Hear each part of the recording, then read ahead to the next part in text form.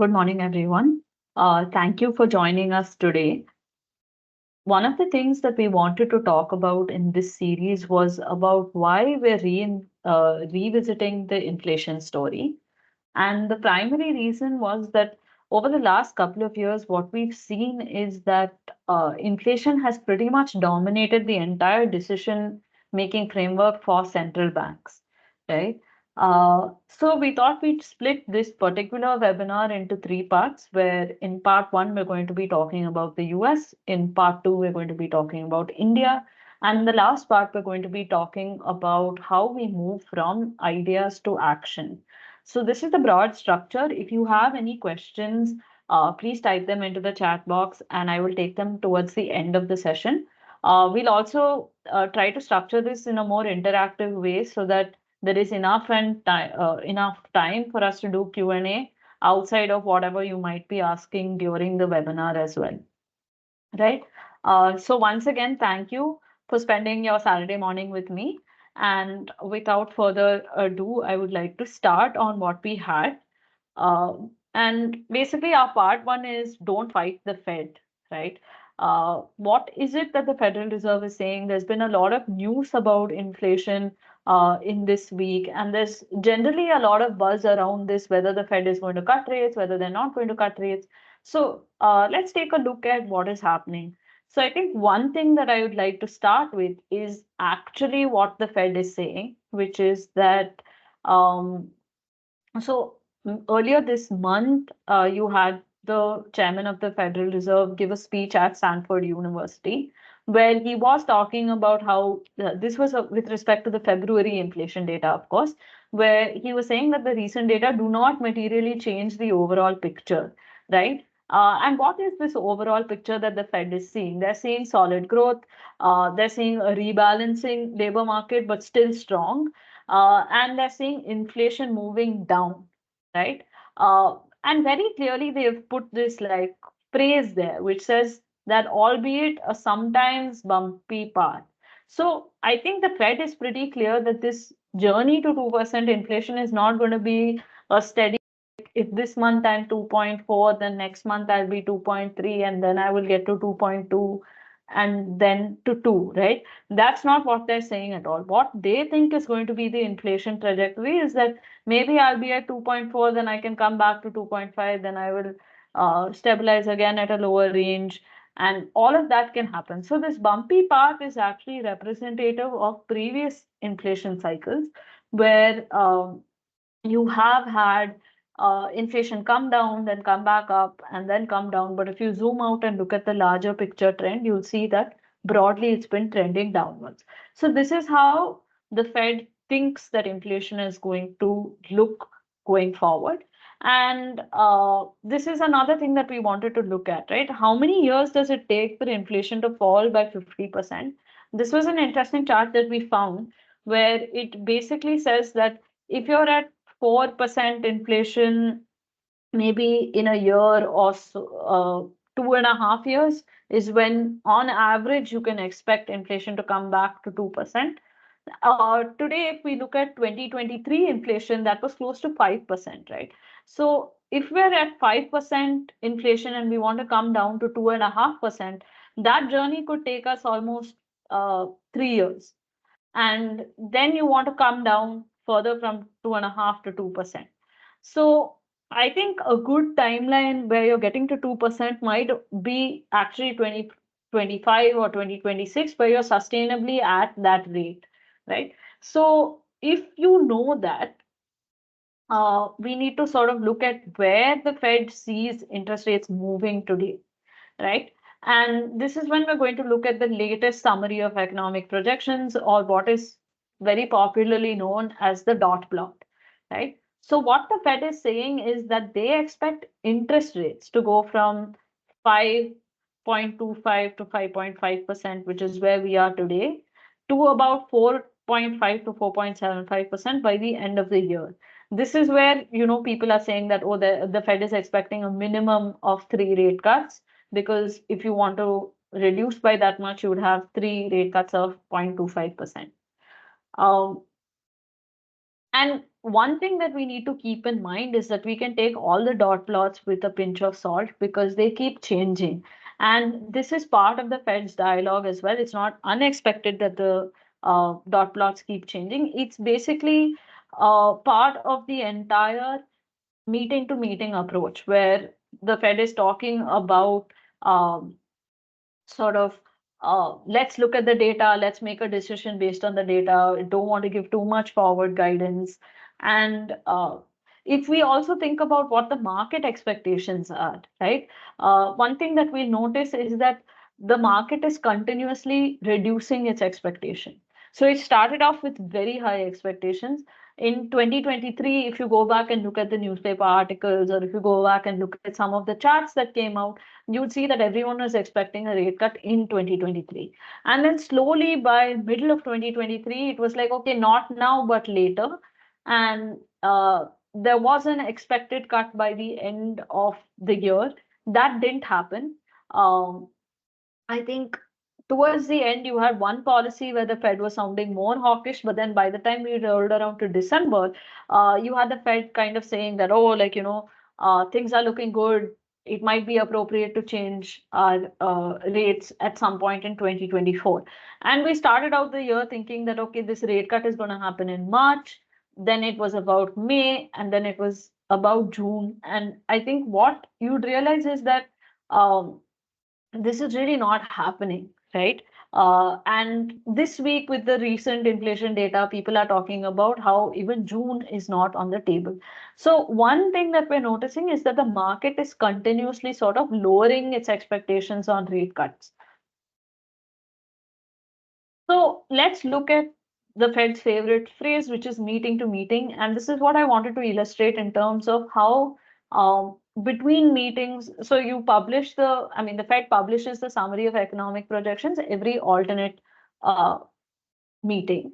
And in that, they show you where they expect inflation to go, where they expect unemployment to go, and where they expect growth to go, right? So if we look at the December meeting, they expected inflation to be around 2.4%. That is your core PCE and your headline through 2024, around 2.5%. Then by 2025, that would have come down to 2.1, and then probably 2026. So similar to what I was saying, where you take 3 years to get to normal, would be around 2%, right? Then you see your unemployment numbers have been pretty stable at 4.1, and your growth numbers were at 1.8, 1.4, 1.8, 1.9. That was the range that you were looking at, right? Now the US has actually revised their growth numbers upwards. So growth is looking better. The 2024 expectation is 2.1%. Your unemployment also for this year is looking better. But your inflation is not, right? So if the inflation, your core inflation, that's what the Fed actually looks at. They're looking at core PCE, not CPI. That has gone up from 2.4 to 2.6, right? So this is the alarming factor. And you see that there is still leeway for both growth as well as unemployment to go up, but there's no room for error on the inflation side, right? So, of course, you've made a lot of progress since the highs of 2021, but there's still a long way to go. And if we look at core PCE numbers for February, that came out at 2.8%. The numbers that were released this week are about CPI, and we need to sort of understand this difference between PCE inflation and CPI inflation. So if we look at PCE, that is what the Fed measures. And it's basically an index, and you're looking at how the price of a particular basket is changing over a period of time. And as opposed to CPI, which is actually a survey, right? So we need to understand that when CPI numbers come out, it's not necessarily that the PCE numbers are going to reflect the same story. And we will just have to wait until the end of the month to see whether PCE is actually looking worse or better. And let's do a little bit of digging into what is happening here, right? So I want to start building a case for what the Fed is calling a rate cut sometime in the year, sometime during the year. Um, so the first thing that I would want to study is what is this heavy cost that the Fed is actually bearing today, which is you have your surging cost of US government debt. Broadly, this means that uh, if we look at how much the US government is paying in terms of interest alone, right? So during your global financial crisis or your banking crisis of 2008, you had this massive quantitative easing come out, and the interest cost of the Fed was around $450 billion in that year, right? Then you went through this entire period where you had low interest rates for almost 8, 9 years, and then the Fed started shrinking its balance sheet, say in the late 2017, 18, in that era, right? And by then, your interest cost for the US Treasury grew from $450 billion to $585 billion. This is like what they were paying on an annual basis. And then you come to 2024. This is after your COVID stimulus. That number has gone up almost twice, right? You're at $1.1 trillion in February 2024. And this is not a small number. And why do we say that? Because if the Fed doesn't actually cut interest rates, right, by the end of this year, that 1.1 trillion just on interest payments, this is not even principal payment, is going to shoot up to $1.6 trillion. And that's again um, a lot of money that's sort of getting into the system. It's a heavy weight on the Fed's balance sheet. And if they do cut, and look at this, like even if they cut interest rates by 1.5%, that means you're not even going to stay at the same cost. You're still going to go from 1.1 trillion to 1.2 trillion. So this is a pretty heavy cost to bear. And this is something that the Fed, as well as other market participants, will have to keep in mind, right? And now we're going to look at what is happening. So basically, uh, they're adding 1 trillion debt every 100 days, right? And this is like borrowings on whole, not just interest payments. That's the rate at which the Fed's balance sheet is expanding. So if you're doing that in 8 years, that is, say, if we're in 2024, you're just going to double, right? So from the balance sheet size is going to double from September 17th to uh, September 25th, from $20 trillion to $40 trillion. So again, this is another trend that you need to keep an eye on, because if the Fed is going to borrow more, and if the Fed is going to borrow at expensive rates, then that just puts a lot more stress on their decision making framework. And an interest rate cut could actually help them in terms of reducing their interest costs over a period of time. So now I want to like break down the second interesting data point that we're looking at, which is basically whether we're looking ahead or whether we're looking behind with respect to inflation. So this is a heat map of different items in the PCE basket and how that has actually been moving over the last year. So I have data from February 23 to February 24. And if we look at this, what you're seeing is broadly numbers in February 23 were pretty high, because if you can see, you're starting at red and you're heading towards a green territory, right? That's how we would look at this chart. There are, of course, a few areas where that's not really happening. But the thing that you want to pay attention to is essentially your services and your shelter, right? So if you see these numbers, while they have fallen significantly from say 7.3 or 8.1% to maybe 5.2 to 5.7%, these numbers are still high by today's standards, right? And that's not really a sustainable number. Services inflation is pretty sticky, and it's difficult to sort of uh, reduce that because it's not like goods inflation, right? And that basically means that if it's not like goods inflation, you can't do some supply side measures and sort of allow that to um, settle down on its own. You can't stop paying people, and if people have more money, they are going to spend more. So that's a trickier situation for the Fed to handle. And that's something that uh, I think is more challenging, which is also why there is some leeway for unemployment as well in this data. The second thing is shelter inflation, right? So February data shows us that your rents or whatever are at about 5.7%, which is pretty high, given that you want to be at a target inflation rate of 2%, right? But the interesting thing here that most people are not really weighing or giving enough attention to is that there's a lag in how shelter inflation is actually calculated. So your new rent, and that lag is not a small lag of say 1 month or 40 days, it's a 6 month lag. So basically, the data that we're seeing now is not representative of February, it's actually representative of an earlier period. And if that's the case, then when February data actually comes into the picture, right? So what the Fed is seeing right now is not the real picture. So you could have an upside surprise, meaning inflation could actually be cheaper. Rental inflation could actually be cheaper than 5.2% where we are today, right? So that's just one thing that I think we should all keep in mind in terms of how this narrative for rate cuts are building. And one of the things that the Fed said is that it would be appropriate to cut rates sometime in 2024. They just don't know when that sometime is,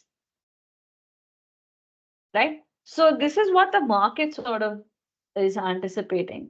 So almost everybody is in consensus that the May meeting that is going to happen, say, less than a month from now, uh, there is no expectation for a rate cut. Almost 95% of participants expect the rates to stay the same, right?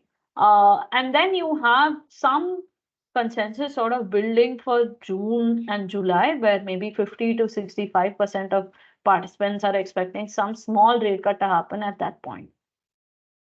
But now with last week's CP, or rather this week's CPI inflation, I think the expectation of a rate cut in June has been reduced even further, right?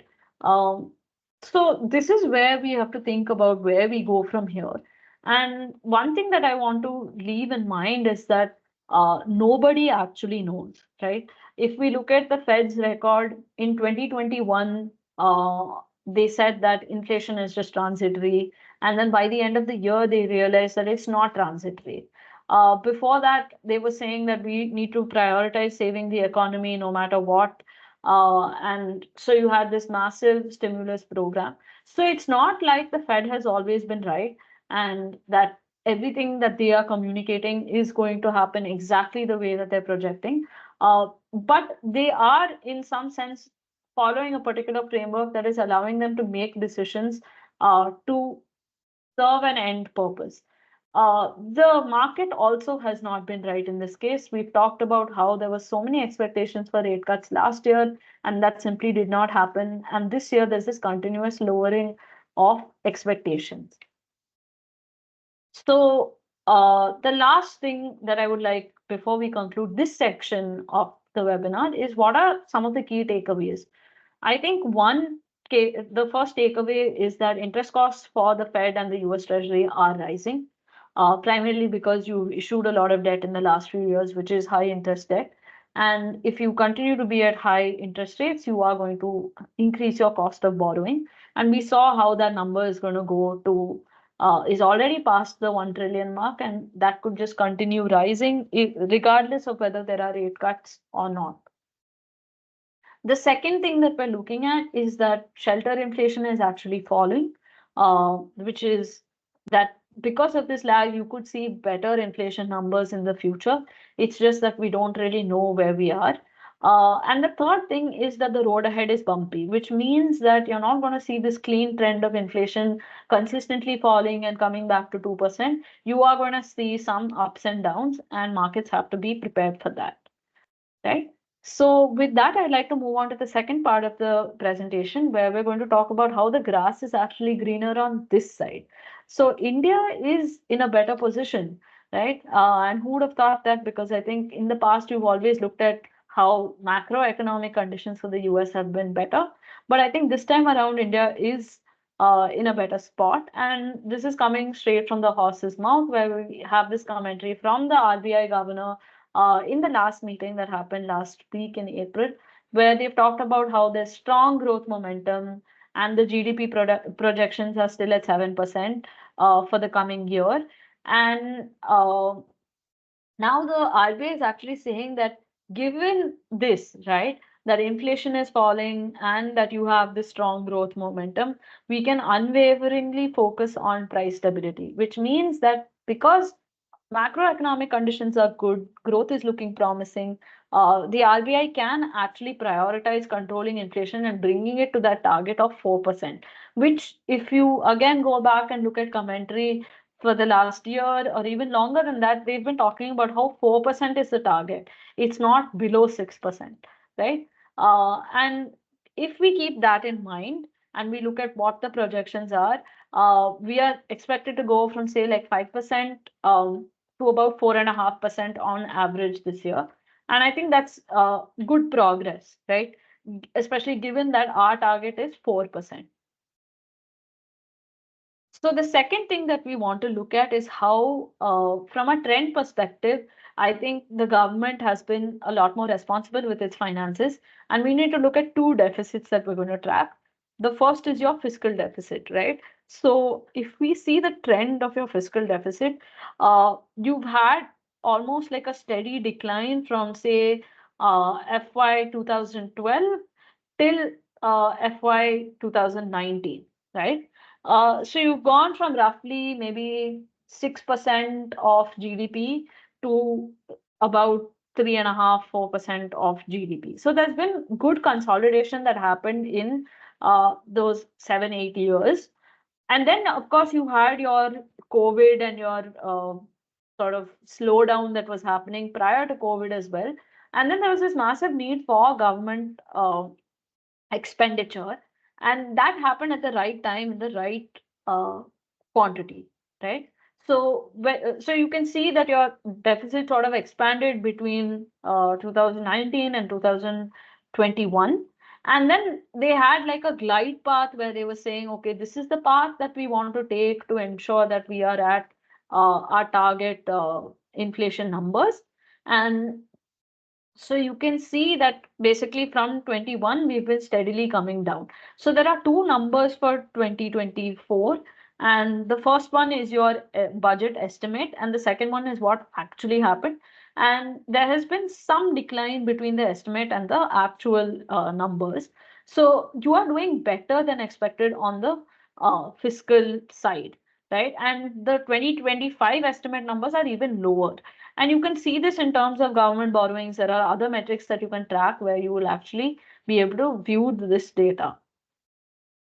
So the second deficit that we want to pay attention to is the current account deficit, right? So if we look at how this trend has been progressing over the last few quarters, what you'll notice is that you're actually we were in current account surplus for a while, which is a rare thing. But that's not like a sustainable number. We are going to be in deficit, but structurally, you're moving towards a more surplus zone than like a deficit zone, right? And or your deficit is actually shrinking. Let me put it that way. You're not actually in surplus. Your deficit is shrinking. And because of this, that means you have better trade terms, you have other parameters that are more stable, you're importing less, you're exporting more. Um, all of this is going to add to, say, rupee strength. Generally, it's good for cost of borrowing. A lot of positive effects can come in if we manage our current account deficit much better. Primarily, we do have to worry about oil because oil prices have shot up, and that is one of our largest imports. But overall, it improves your terms of trade, and that is a good thing at the end of the day. So now I want to study inflation in India.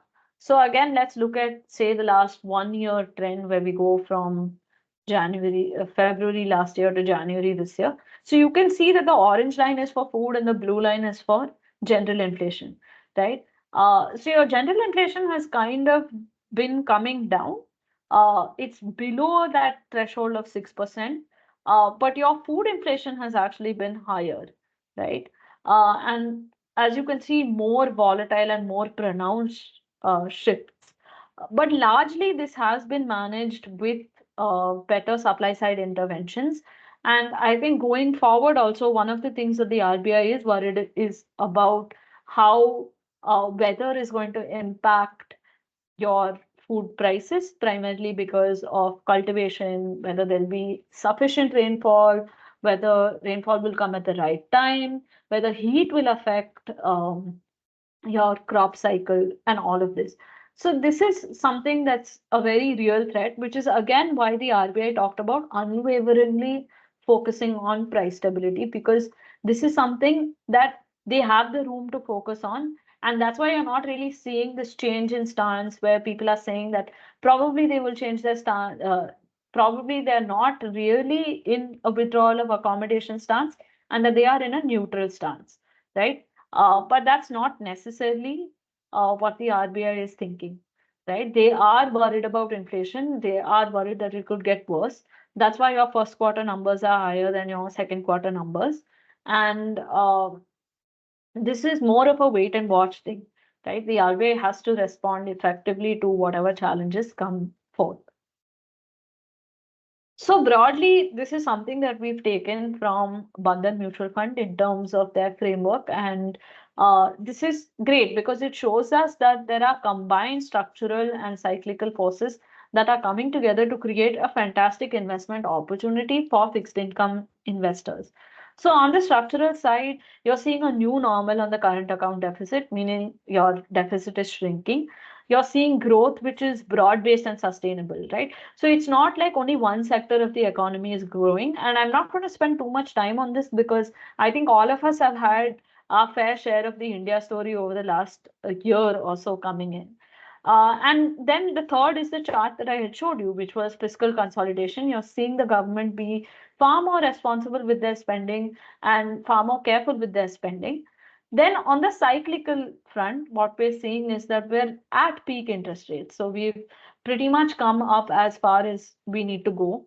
And unless you have a very nasty negative surprise on the inflation side, you're not really going to see interest rates move up further, right? Um, and inflation seems to be under control. There are risks, but it looks largely manageable from where the RBI stands today. And because these forces come together, it creates an investment opportunity for people today to participate in, right? And this is not just you. Everybody wants a piece of the action because this is again data from Invesco Mutual Fund where they're talking about how investors are participating in purchasing government as well as state securities in India. So you have commercial banks, you have insurance companies, you have provident funds, you have pension funds, and you have foreign portfolio investors. So pension funds are a recent entrant into this market, and you can see that. So this green line is actually showing you only the half year purchase. It's not the full year's purchase. So you can see that, say, for banks and insurance companies, the half year purchase compares to last year's full year purchase, right? And for pension funds, these are new participants, and it's only going to get larger, and they're going like in the future years, they're only going to participate more. So that's a big win. And the other trend that you need to see is that foreign portfolio investors have gone from being net sellers, right, to net buyers in this year. So, given all of this, it's broad based. It's not just one set of investors who are, or one set of institutions that are looking at Indian government bonds. This is across the board. And it's selling like hotcakes. So if I just look at data from September last year to February this year, you've gone from nearly 1,000 crores of FPI inflows, net inflows, that is including sale, etc. Net of all of that, we were roughly at 1,000 crores in September, and you've grown 23 times. You're now at 23,000 crores in February. So that's like a pretty large expansion, right, in terms of appetite. So this is just growing. Now you have heavy, you have low supply because the government is becoming more responsible, and you have heavy demand because there's broad-based participation and participation from institutions with deep pockets, right? So these two trends are basically going to make sure that your yields come to a new normal at a lower price. So, key takeaways from this section of our webinar is that growth and macros look quite promising for India. So, we're still growing at 7%. That's a fantastic number in the current global context itself. You're also seeing that, to quote from the RBI governor, is the elephant in the forest yet, which is basically he was talking about how inflation is the elephant and it's gone out for a walk and it's going to the forest. So is that happening yet, or do we have to wait for some more time before that occurs? And largely, what the RBI is saying is they're not going to act prematurely on anything, right? And that essentially means that they want to wait and see inflation numbers come down before they're really going to look at rate cuts. And given that the current interest rate scenario is not really hampering growth, they have the flexibility to really just wait and watch instead of taking a more proactive approach to all of this. And now to the last part of the webinar, which is basically how do we go from ideas to actions. Um, so if we look at a flavor of finesse, which is basically our platform for fixed income investors to participate, to engage with us. We do webinars, we do publish a blog every month. With the investors that we're working with, we help them with product selection, their portfolio reviews, as well as constructing their portfolios. And if we look at opportunities, you see today, I think our approach would be to increase duration in layers, whether it's here or in the Fed side, because there can be a situation where you are higher for longer. There can be a situation where you have rate cuts. And as of now, it's not clear to anybody what that is really going to look like. Uh, then you also need to participate in flexible mandate funds so that essentially you can stay invested for a whole cycle without altering your portfolio too much. We want to capture the widening corporate bond spreads. So this is something that we talked about last year, where we said that, corporate bond spreads were pretty compressed. You're seeing some widening happen there. So there are more attractive yield opportunities for investors today. We also believe that it's the right time to rebalance your portfolios from higher risk investments to lower risk investments. So rebalancing out of, say, some high performance sectors in your equity portfolios towards fixed income, and then again at a future appropriate time rebalancing back into more aggressive themes would work very well for investors today, especially those who are keen on protecting their profits, right? And last is that I don't think you need to be looking at any exotic solutions today. I think your traditional investments like fixed deposits, etc., could also do a lot of good. Um, so this is where we are, right? And I think this works across the board, whether you identify as a conservative investor or as a more aggressive investor. I think both ways, this is great. So with that, I've kind of opened the floor for questions. So if anyone has any questions, please type them into the chat box and I will be happy to take them.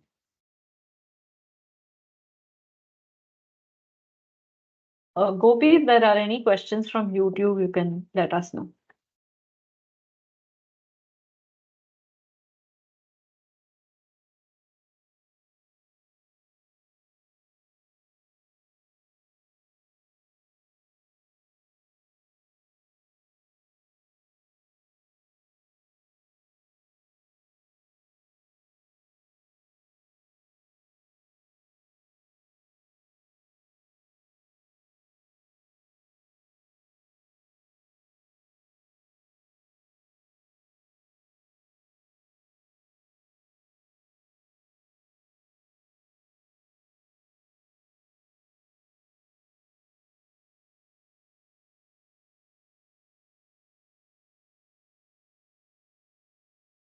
Okay, so first question, where can you download these reports? Pretty much everything that we've taken is publicly available. I think you can, all the AMCs publish a fixed income outlook every month. So you can probably go and review that. It'll be available on their website. All of the inflation data we actually take from government websites, so that is also publicly available. Any insight on why 30-year yield is inching upwards during the past month? So the yield curve has been pretty flat, right? Like there's been no difference between your 5-year, 10-year, 15-year, 20-year, 25, 30, and even the inching upwards is barely anything. It's a few basis points. So you're not even at a normal shaped yield curve. Like you have uh, barely any spread, maybe 0.1, 0.15% difference between your 1 year and your 30 year. That's not a lot. That's not even a normal level of spread. So, one way of looking at it could be that maybe the yield curve is trying to shape into something more normal. Um, the second could be that there isn't that much demand in the 30-year space, which is why you're seeing this movement. But it's actually not a very significant shift.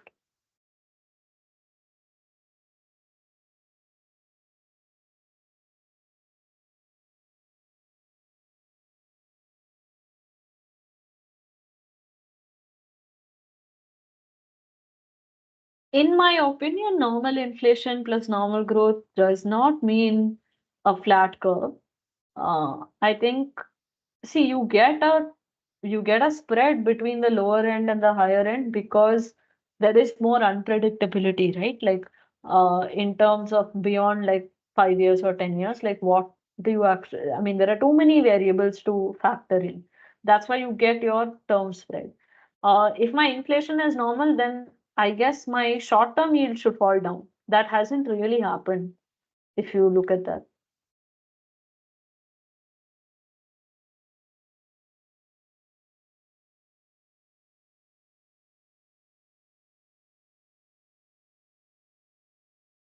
I'm 61 years old. I have a monthly income plan which offers 7.93 if I lock in a corpus of 40 lakhs for my entire life.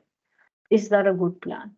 Okay, so one thing is if you're looking at structuring your retirement income, I think if I was retiring, I would like a little bit more flexibility with my portfolio, especially because let's say you have 5 years of bad inflation through your retirement years and you're getting the same fixed monthly income plan, right? Maybe in those years, the income will not be enough, right? So having some level of flexibility in deciding how much you'd like to take out every year makes more sense.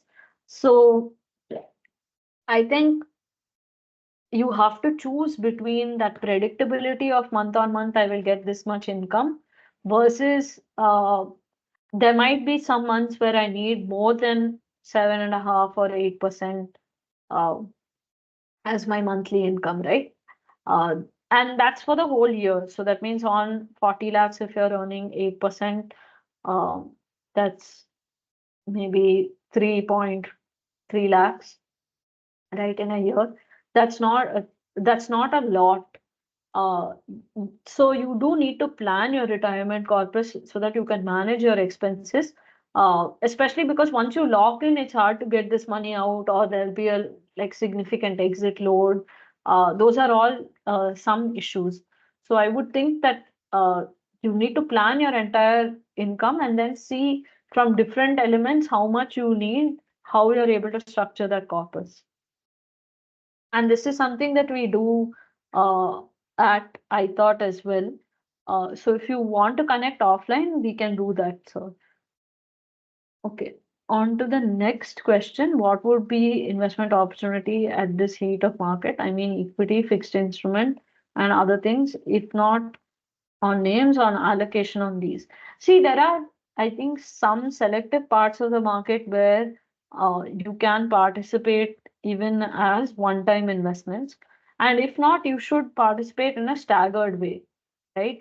So I don't think you can completely avoid investing in equity. You just need to be a lot more selective about it. I think in fixed income, the opportunity is wider, right? Whether you want to do a short-term thing, whether you want to do a long-term thing, whether you want to be a little aggressive or conservative, I think here there are many more choices. So you can look at bonds, you can look at FTs, you can look at debt mutual funds. I think there are lots of different opportunities here.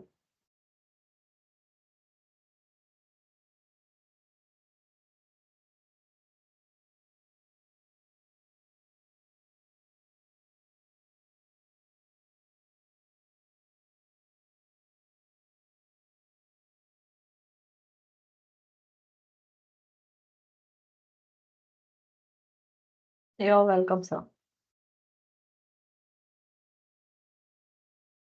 Sure. So this is our number.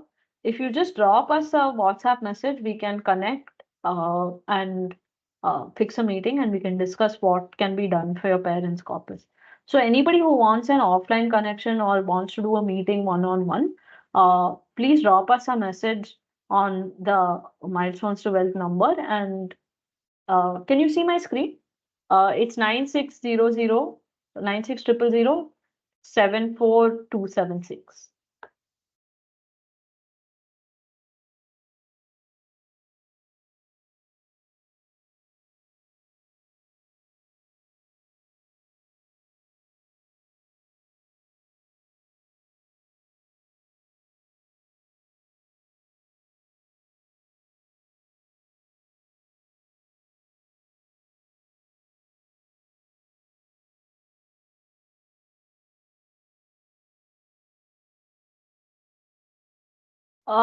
We don't distribute pension products if that's what you're asking, but we do study them because we basically have a in-house financial planning team and we help people with their retirement. So we do know a lot about pension products and structuring them.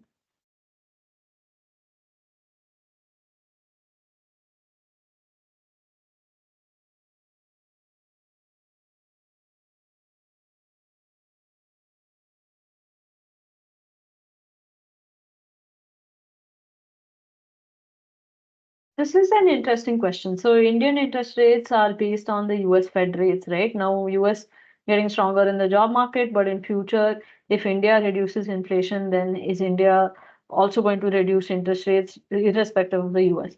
So see, there is some level of interlinking that happens across global markets.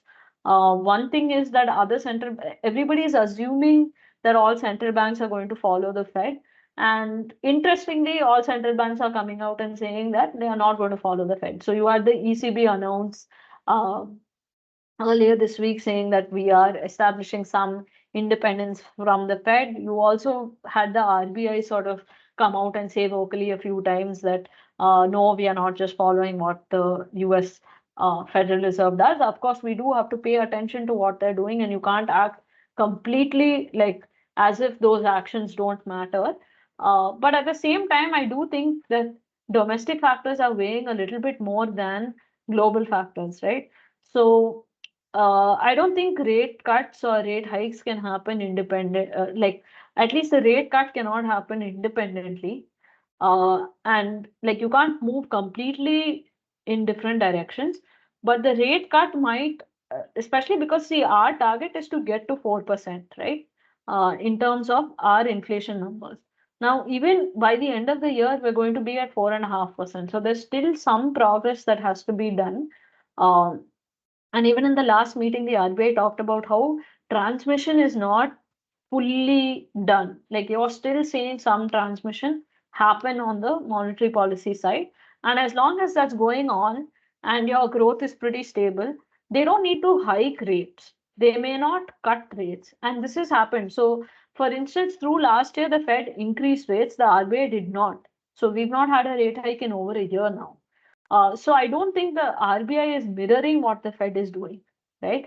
And which means that if it becomes appropriate where India has to cut rates before the US, that can happen, of course.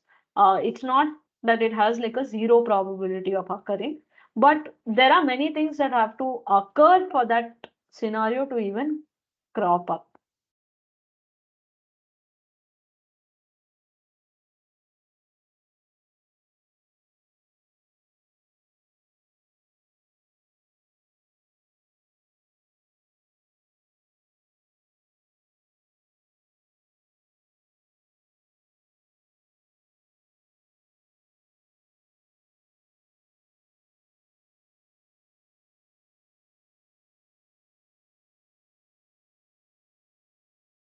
Yes, sir. I think all of our webinars should actually be on YouTube.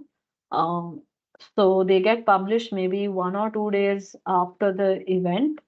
So if you've missed any particular webinar, you can go to our YouTube channel.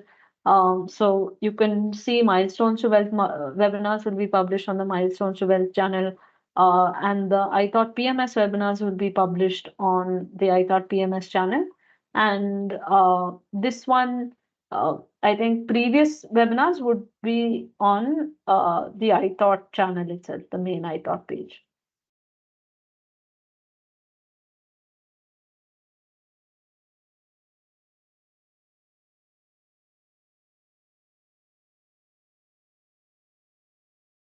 I still have time for a few more questions. So if anybody has specific things that they want to know, I think you can go ahead and type into the chat box and I'd be happy to interact with you. And all of our blogs are on the iThought website. So you can see over a period of time what we've been recommending as a fixed income strategy and how that has worked out for investors also. You can sort of go and study our work from the past.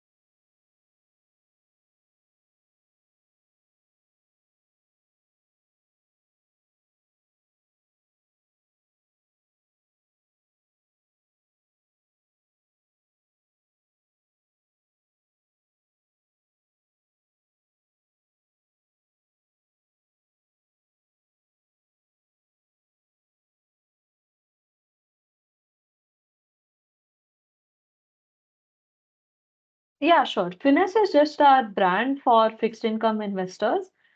So we do, like I mentioned, we do webinars, we do uh,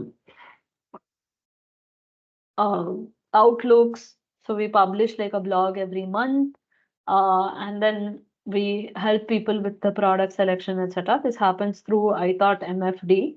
Milestones to Wealth is a program that Shyam sir has curated for investors. The idea is to help people start from wherever they are to their first crore in savings. And that's a curated program. So there are weekly webinars that happen on Milestones to Wealth. There is a lot of hand holding in the investor's journey, and it has people from all walks of life at different points in their wealth creation journey, where we work very closely with them on navigating what is happening in the market, how they can fine tune their own investments, and how they can get to the next milestone in their journey. So that's a good program for anybody who's a very serious saver and investor and wants to work towards that 1 crore target, because there's a lot of supplementary help that comes from our side in terms of supporting the investor in this journey.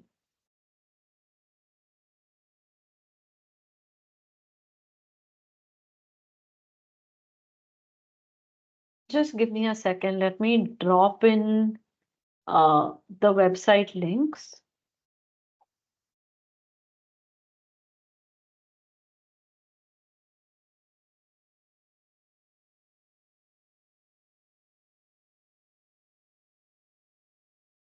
So this is the Milestones to Wealth website. Uh, and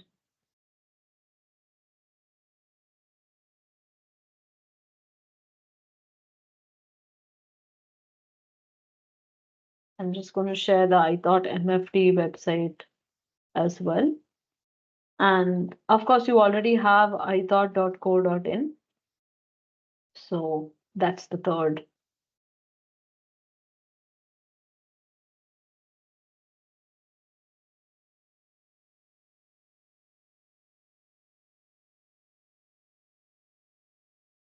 So I'm just dropping the link to the blog page on iThought. because that's where all of our fixed income blogs are.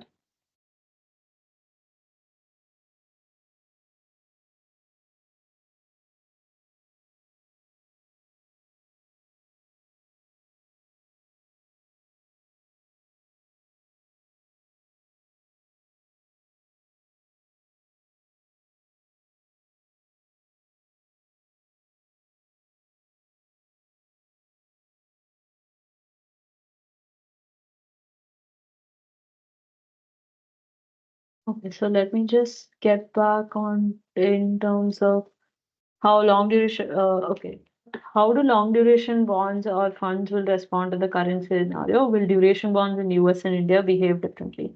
Yes. So, with respect to duration, right, it depends on how the yield moves. So, even if you have a rate cut, but say inflation numbers are bad, uh, your macros worsen, your yields can move up regardless of what the interest rate actually does. So, this is more of a yield story. They will behave differently.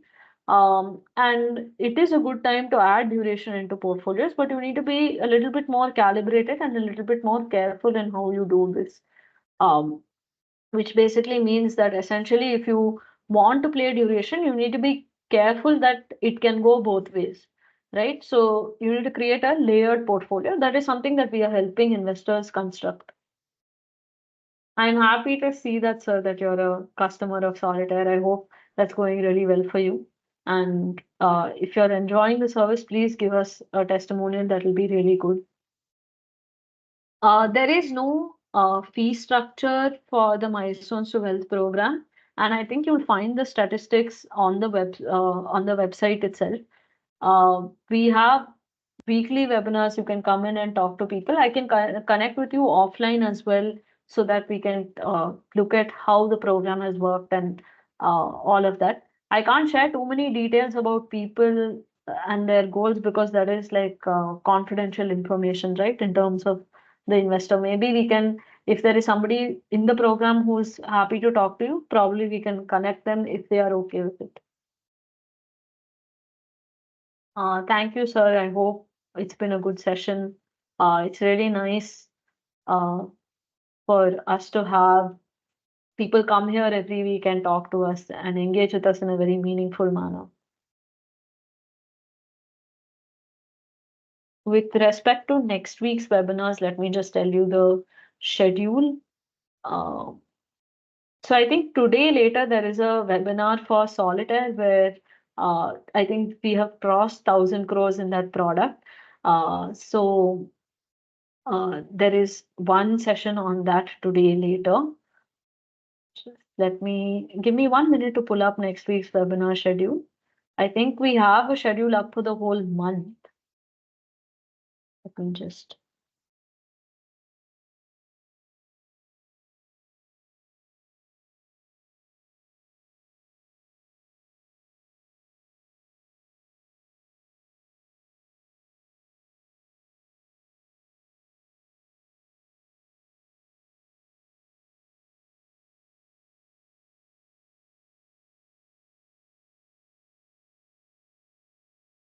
Sorry, I'm taking a little bit longer, but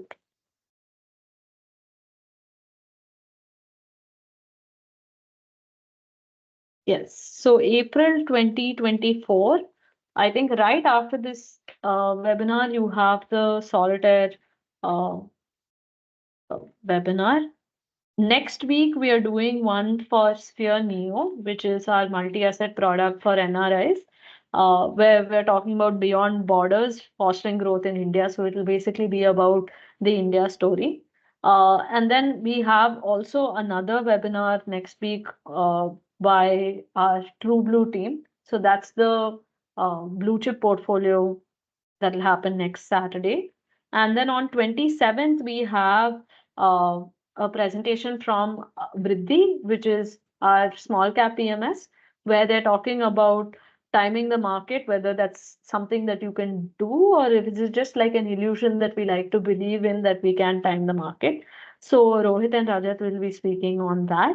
And we also have on 27th a webinar from our financial planning team where they're doing this. it's called the Ultimate Financial Workshop, where they're going to be talking about how you can master this strategy of asset allocation.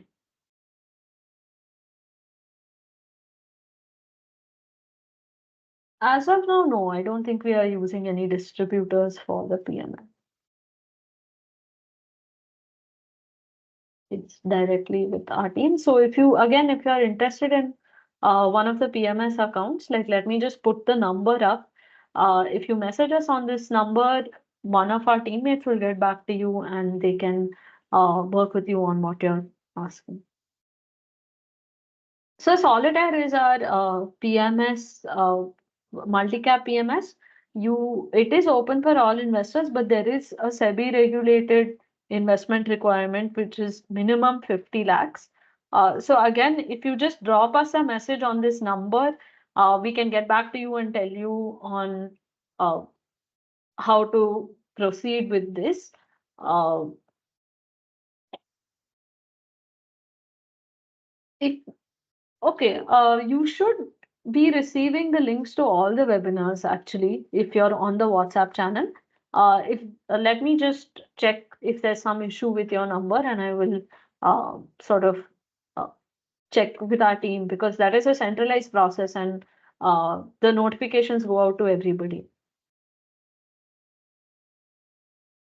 I'm really happy to hear that, sir. If you're happy, I think it would mean a lot if you could leave us a testimonial. Uh,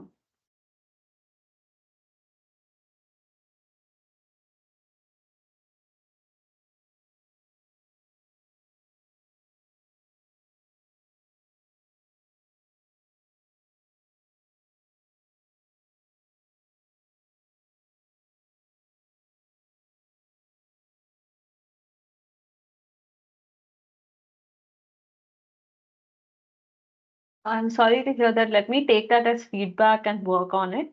We'll get back to you, and definitely it will improve in the future.